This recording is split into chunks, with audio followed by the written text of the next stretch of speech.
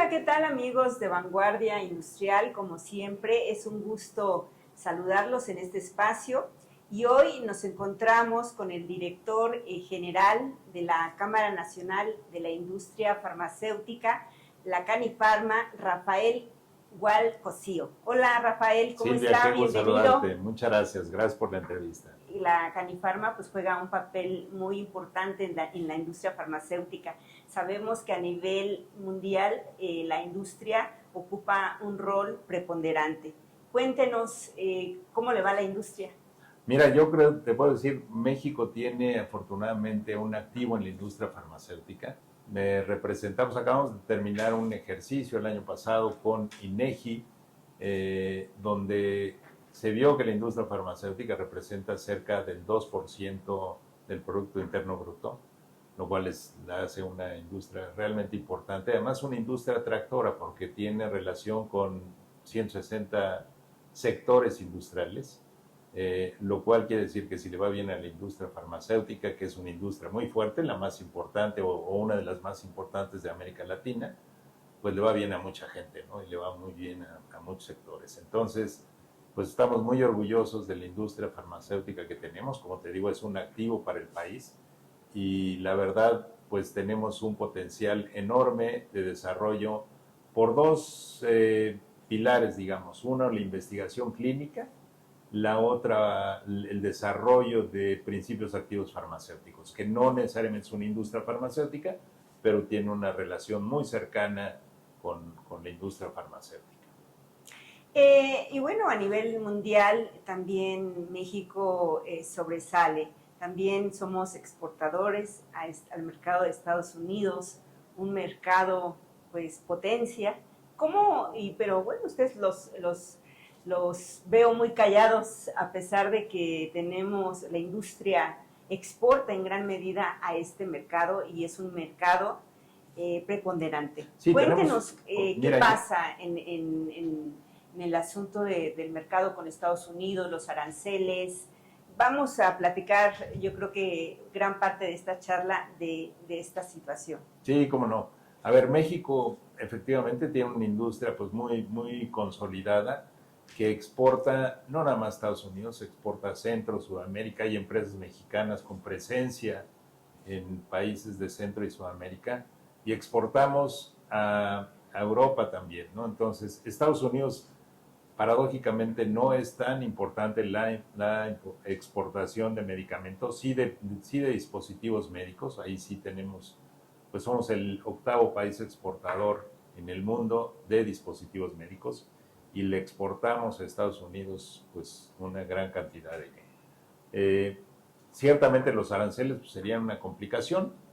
Esperemos que pues sean selectivos y que no sean generalizados. Hay una investigación que está haciendo Estados Unidos, ¿verdad? Exactamente. En donde se va a conocer si la industria farmacéutica le van a pegar los aranceles o no. Cuéntenos cómo sí, va yo te diría, a ver, caso. Cuando existe una fabricación nacional, los aranceles tienen razón de ser, ¿no? Para proteger a la industria local. Pero si no tienes una industria que fabrique esos productos que estás importando, pues los aranceles van directamente en detrimento del poder adquisitivo de las personas. Esperemos que, te digo, esto pues se vea exactamente qué es lo que queremos de verdad poner un arancel que verdaderamente puede afectar al público y cuáles no tienen ninguna razón de ser, ¿no? ¿Y de qué va a depender de que tengan o no arancel? Yo creo que de que exista una fabricación que pueda de alguna manera protegerse con un arancel. Si no existe esa protección, si no existe esa industria o esa fabricación en Estados Unidos para esos productos, pues no tiene ningún sentido el ponerle un arancel. Yo creo que ese estudio es lo que se está realizando en este momento. Además es muy necesaria la industria para Estados Unidos, la industria mexicana, ¿verdad? Cuéntenos sí. el nivel, ¿por qué es tan importante? Mira, yo te diría que es importante para todo el mundo. O sea, la industria farmacéutica en el mundo entero es una industria prioritaria y es una industria estratégica, ¿no? Por lo que representa. una parte es muy importante, la responsabilidad social que tiene en este rol que juega el sistema de salud para todos los países. De hecho, cuando se dio la pandemia, se vio precisamente este tema, ¿no? Los países en Europa decidieron impulsar a su industria local, puesto que era pues verdaderamente estratégico contar con los medicamentos que se requieren, ¿no? En Estados Unidos también hubo acciones de este tipo. Lamentablemente en México, en el gobierno pasado, no hubo tal impulso, aunque ya había sido declarada como industria estratégica y prioritaria en 2018. Ahora estamos retomando ese tema. Tenemos pláticas con la Secretaría de Economía, con la Secretaría de Salud. Se ha establecido todo un programa para impulsar a la industria farmacéutica dentro del Plan México. En fin, o sea, estamos avanzando en un camino donde verdaderamente lo que se pretende es fortalecer al sector farmacéutico por lo que representa, por ser un sector estratégico para el país. ¿Y qué se necesita para fortalecerlo y si el Plan México lo contempla? Mira, ¿Cuáles son las acciones inmediatas? Y una muy importante es la agilidad regulatoria.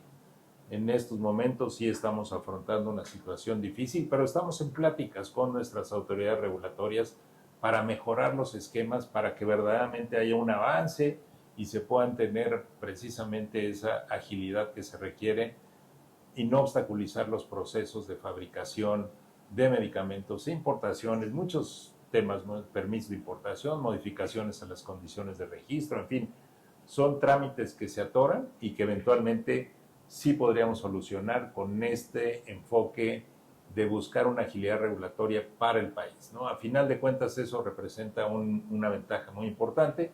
La otra es la certeza jurídica. Tenemos que tener certeza jurídica para poder tener inversiones en el país, poder desarrollar la industria y eventualmente pues tener obviamente el abasto suficiente para los mexicanos.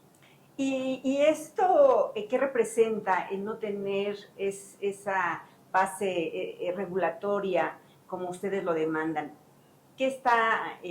¿Cuáles son las consecuencias que está teniendo la industria? Del sexenio pasado venimos de un rezago en trámites, cerca de 10,000 trámites rezagados en la parte regulatoria, que tenemos que solucionar pronto si es que queremos tener este abasto suficiente y oportuno para el país, ¿no? Entonces, te digo, tenemos una nueva comisionada muy capaz, muy enterada de lo que es COFEPRIS, y el equipo que ha formado pues también es un equipo importante, es gente técnica, es gente que está dispuesta a avanzar en este tema de abatir el rezago con nuevas acciones. Necesitamos una acción importante, una acción definitiva para que verdaderamente podamos... ¿La puede describir? ¿Cómo? ¿La puede describir estas acciones que se necesitan en materia regulatoria? Sí, básicamente es agilidad, o sea, tenemos un rezago y tenemos que tomar alguna acción que verdaderamente abata el rezago rápidamente. Porque y les debe el gobierno, ¿verdad? Esa es otra parte. Esa es otra parte. No, esta es la parte regulatoria. Que le duele a la industria. El otro tema importante es el tema de abasto institucional, que ahí también hemos sufrido muchísimo. Durante los últimos 6 años tuvimos un desabasto anual de cerca de 30%. ¿En los hospitales? Sí, en los hospitales, sí, en el mercado en general. 30%. En el mercado de gobierno, sí. ¿Y esto va para arriba o va disminuyendo? Pues mira, estamos en un proceso muy complicado en este momento, por lo que tú sabes que se anuló la licitación que se había hecho, se están retomando esto, se están nuevamente pues adjudicando los medicamentos a ciertas empresas que habían ganado, en fin, pero son procesos muy complicados y tenemos enfrente un monstruo que es el proceso logístico. ¿Cómo van a hacer llegar estos medicamentos en la última milla a todos los hospitales que se requiere? Eso no está contemplado. Cambiaron el esquema donde la industria farmacéutica tiene que entregar en 360 lugares, pero de ahí a llevarlo a los 5,000, los 6,000 lugares donde se requiere, pues eso ya será una condición del gobierno. En muchos casos, estos lugares donde se tiene que entregar por parte de la industria no tienen capacidad para almacenar, por lo cual hay rechazos también de productos y se los regresan a la industria, aunque los lleve ya. En fin, estamos ante un reto enorme que pues tenemos que resolver pronto. ¿De cuánto es el valor del mercado de esta industria? De cerca de 240 mil millones de pesos.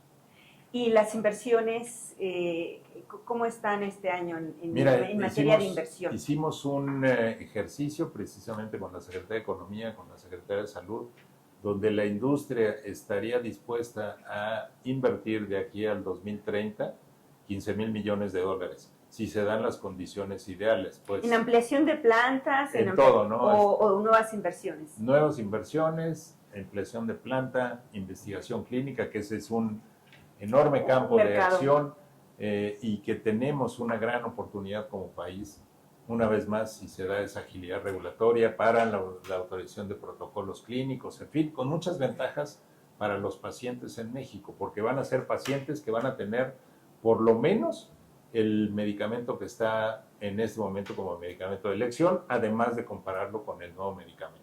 Rafael, ¿y estas inversiones de qué países son? ¿Nos puede...? De todos, yo te diría que no, vamos, principalmente Europa, Estados Unidos, Japón, yo diría de todo el mundo, ¿no? Y la cadena en el Plan México, como sabe, una de las prioridades es el fortalecimiento del mercado interno y obviamente el fortalecimiento de las pymes. En este sentido, la industria farmacéutica, ¿qué tanto es? No depende de las importaciones. Sé que depende mucho de las importaciones de China. Cuéntanos un poco de esta parte. Dependemos, no nada más México, el mundo depende en cuanto a la importación de principios activos, de intermediarios de China y de principios activos farmacéuticos de la India. Así, el mundo entero, México no es la excepción.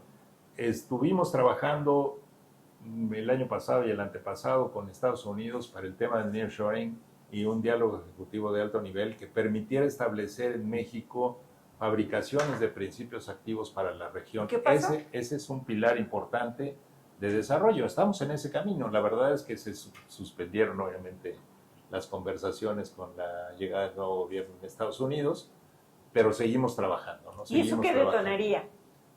Detonaría el fabricar en México principios activos. No es una industria farmacéutica propiamente, es una industria química muy relacionada con la industria farmacéutica, pero que le daría muchísima fortaleza al sector en México, pero también a Estados Unidos y Canadá, porque dejaríamos de depender tanto de China como de India.